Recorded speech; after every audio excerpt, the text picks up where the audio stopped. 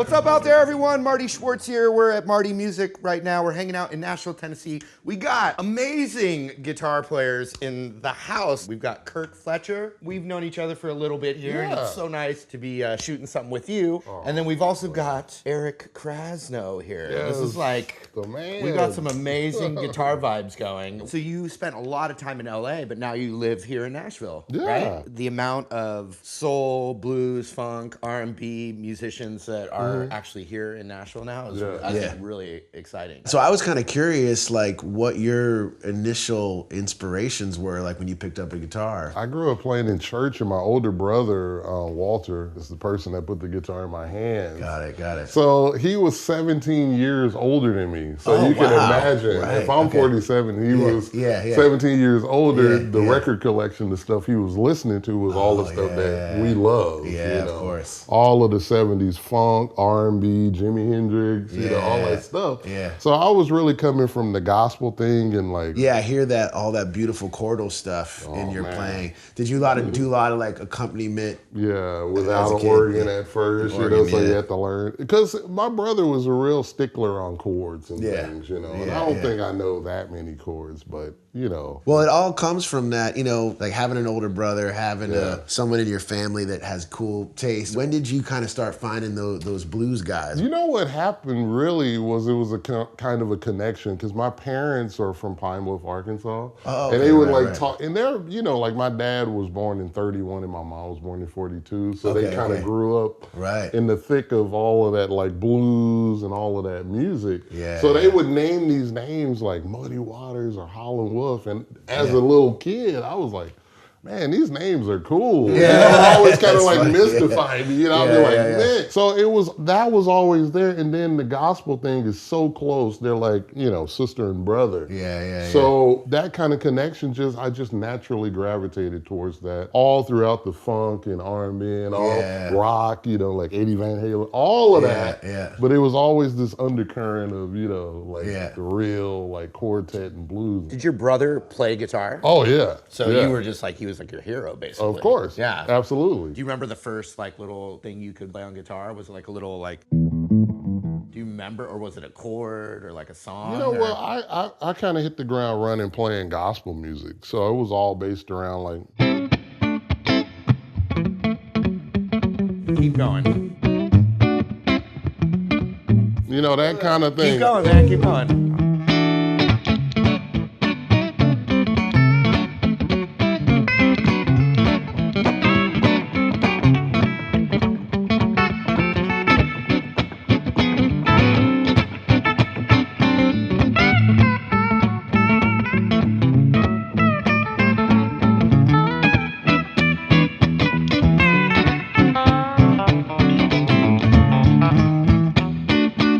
Can you show just that main first groove? Yeah, like, you know, it's all the feel that makes like that's almost like your tambourine, right? Yeah. And then this move right here is that's like. Oh yeah.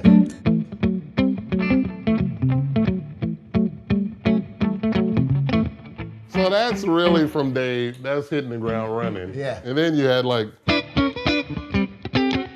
know, like. Play that last little thing. Play that last little thing.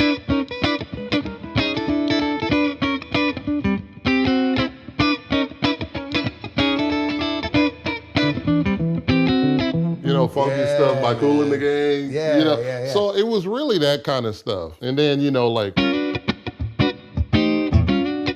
that really kind of informed my blues playing. You know, because going like to that's it's a lot of the same shapes.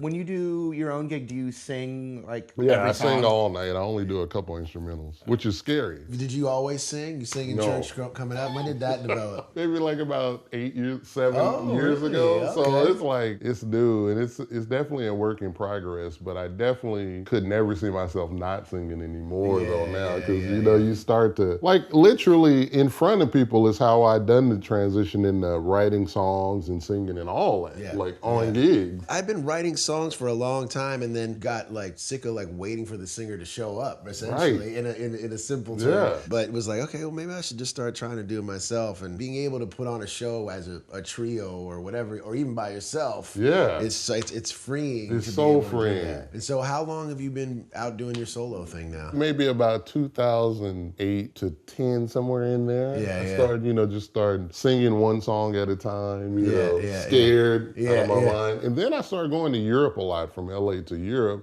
so you kind of need to do your own thing. I tried to do the instrumental thing, but it's hard to do instrumental things with different musicians. Because everybody feels it different. Right. So it was easier just to sing blues, and then I wanted to start writing my songs. How did the songwriting process kind of start for you? Do you have like a method? I'm a real big Joni Mitchell head, like all of that kind of thing, painting words with pictures and the whole thing, and just really just trying to sit down and hash out something that goes together, writing-wise, and then putting music to it like I did for everybody else back in the day, and that's really how it is for me. I would like to start working with somebody who maybe does the music first and then, that would be cool, but how about you? Yeah, I mean, I kind of have all different ways, Actually, yesterday, Maggie and I sat in this room, Maggie Rose, and we did it all just with guitars and paper and pen, which was kind of nice to go old school. Because I'll do it a lot of different ways. I mean, I'm big into production and making beats and stuff. So sometimes I'll make a track and get it really far along and then write to that and see if that inspires. Or sometimes it's like a voice memo of me talking, could be me singing, could be a little riff. But oftentimes I'll have a bunch of little segments, and then when I actually sit down either with another artist or even just intentionally myself, I'll try to piece it into a more of cohesive thing. Yeah, totally. Would you want to do a bit of one of your songs, maybe? Yeah, sure. If you want to set it up, we'll fall in and we can just play a little bit. B flat? Yeah, let's do it. I think I know where that one is.